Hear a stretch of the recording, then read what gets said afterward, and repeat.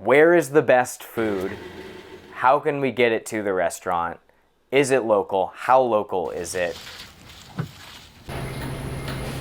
It will always have a place for the local farmers because I feel like it really does give us a sense of purpose, and there's so much intention in what farmers are doing here.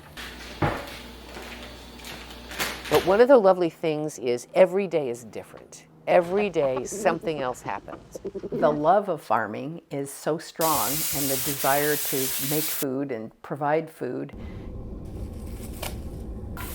What we've been doing here requires endless work, but it's not a sacrifice.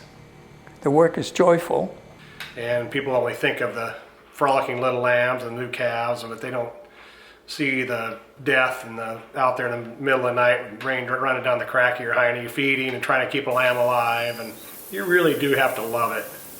If you can't live with some rejection and some sadness and some disappointment, it's not a job for you. We try to sell to restaurants. Some of the restaurants are very supportive, some are not supportive at all. It's only really a small percentage of like what people buy is local, even if we are having like a lot of support here. Because we had taken, pretty fundamental ideas of wanting to cook great local produce in a time of the year in which it makes sense. Did I think that would mean we would be one of the 50 best restaurants in the entire country in our second year? Certainly not. A month later, we had Kenji Lopez saying it was the best restaurant he'd eaten at in 10 years.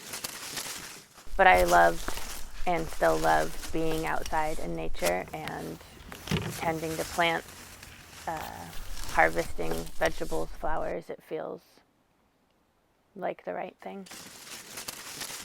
Kind of give all of these beautiful products a little bit of a love letter in our restaurant, and the area a love letter. And to see the community be so responsive to it.